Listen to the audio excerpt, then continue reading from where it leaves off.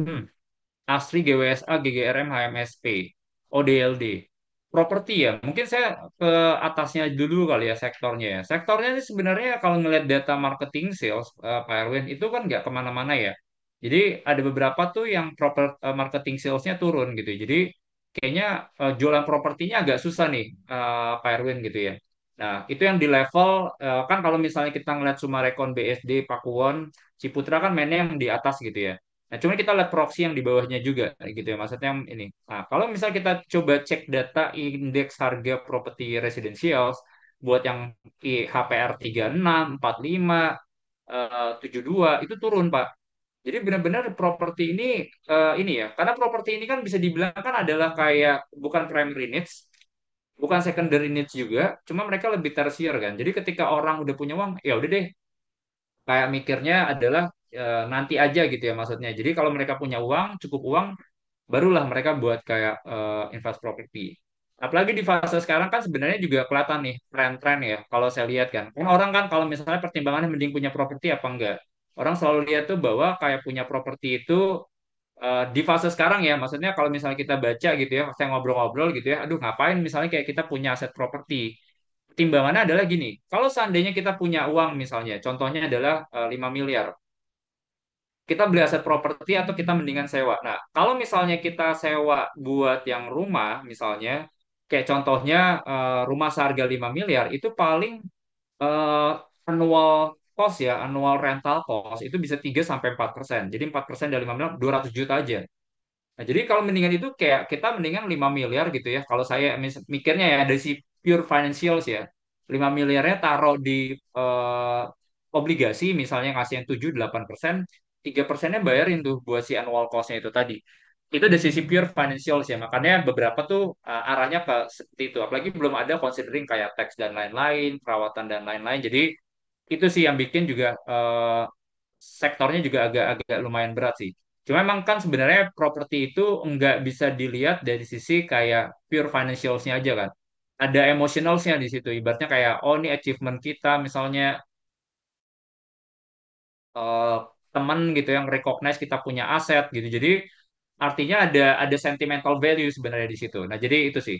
Cuma kalau properti tadi tuh Pak, itu yang menurut kita dari data atas agak lumayan berat. Nah, kedua, trigger orang buat kayak beli properti itu adalah bunga pasti. Bunga itu tuh matters ya. Ibaratnya kayak signifikan kayak apa ya? Kalau misalnya bunganya murah, orang kan kayak bandingin ya. Dulu berapa, sekarang berapa gitu ya. Nah, sekarang di posisi ini kan kalau yang saya bilang nih, BI rate udah pangkas 2 kali di tahun ini kan. Nah, cuma pertanyaan adalah kayak suku bunga dasar propertinya turun apa enggak? Enggak turun. Kenapa? Kalau kita lihat data mortgage rate itu malah naik. Kenapa? Karena pertama risiko NPL-nya lagi tinggi. Contoh kita lihat misalnya kayak BTN. BTN itu NPL-nya buat yang rumah nggak disubsidi itu lagi naik.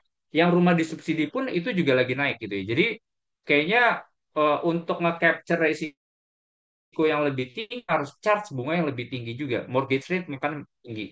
Nah, kalau mortgage rate-nya itu tinggi, itu bakal disinsentif orang buat beli properti ya. Mungkin ada yang pertimbangan, ah ya udahlah, yang penting saya punya rumah gitu ya. Nah, jadi itu sih Pak Erwin ya buat properti ya. DELD, DELD sih spesifik sebenarnya nggak ini ya. Kalau saya tuh belum ini. Cuma kan DELD ini kan proyeknya tuh banyak yang di Surabaya, ada prominent tower juga. Mereka tuh banyak high rise sih, Pak Erwin ya. Dan project-project residential mereka tuh yang lumayan lumayan mahal sih. Cuma emang project-projectnya bagus. Saya suka eksekusinya. Ininya bagus ya, marketingnya bagus ini. Cuman ini sih, kalau misalnya buat yang di segmen mid high mungkin residential masih ada demand gitu ya, masih ada demand masih oke. Cuman kalau buat yang high rise menurut saya agak berat sih Pak Erwin ya. Jadi kalau ngobrol-ngobrol sama main properti ini sebenarnya high rise ini kan posisinya adalah oversupply. Tren harga itu sebenarnya kita lihat tuh udah turun terus gitu ya, udah turun terus. Jadi orang tuh sekarang mendingan kalau properti mendingan rental aja sebenarnya. Trennya ke arah situ sih. Jadi ini agak-agak berat ya buat DLD ya. Asri itu kemarin tuh lagi ongoing fase 2 sih ya. Mereka lagi ongoing fase 2. Cuman harganya juga lumayan mahal sih. Mereka tuh sekitar 20 sampai 30-40 juta gitu ya per square meternya. Nah, cuman ini sih Asri itu company-nya menarik gitu ya, teman-teman ya. Cuman dia tuh kemarin pernah ada historical case masalah default mereka punya obligasi. Nah, itu yang sebenarnya jadi sedikit sentimen sih. Cuman ini ibaratnya ini company kalau main properti, ambillah yang tingkat utangnya rendah. Jadi di fase sekarang nih ibaratnya nih banyak yang tingkat utangnya tinggi, liquidity-nya nggak ada, jualannya jadi susah, mereka udah susah tuh bayar utang-utangnya tuh. Jadi itu sih Pak Erwin ya. Jadi jauhin yang utangnya lumayan tinggi ya. Jadi itu kalau nggak salah di LD juga tinggi ya utangnya ya. Saya coba cek ya. Hmm, oh iya, debt to equity ratio 0,65 kali. Altman Z-nya rendah nih, Pak Erwin. Jadi salah satu proxy ya teman-teman ini mungkin sedikit ini juga ya. Proxy buat ngelihat suatu kayak company itu resiko gagal bayarnya tinggi apa enggak, teman-teman bisa langsung cek Altman Z. Altman Z itu ada 5 komponen. Saya nggak mau terlalu detail di komponennya, cuman cara bacanya aja. Jadi kalau misalnya angka Altman Z-nya udah di bawah 1,82 kalau nggak salah ya, 1,82 itu resikonya udah tinggi.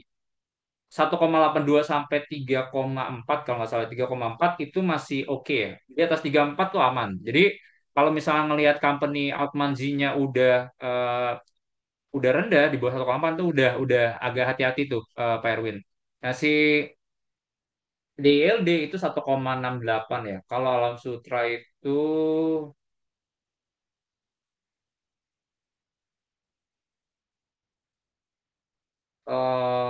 Altmanzinya lebih tinggi malah 2,5 karena mereka kemarin baru beresin yang kayak restructuring utangnya. Jadi utang-utang dolar mereka itu tuh dulu mereka akhirnya pinjam BCA. Saya terakhir ketemu tuh mereka pinjam BCA beresin buat utang-utang USD-nya. Jadi itu sih Pak Erwin ya. GWSA saya nggak terlalu paham sih Pak. GGRM sama MSP nggak sih. Saya nggak berani sentuh dulu sih. Ini tadi saya udah jelasin sih kayak volume rokok lagi turun, orang shifting ke rokok murah, market share buat rokok yang tier 1 itu lagi turun. Jadi berat sih Pak. Cukai juga bakal naik. Kayaknya harus agak hati-hati dulu.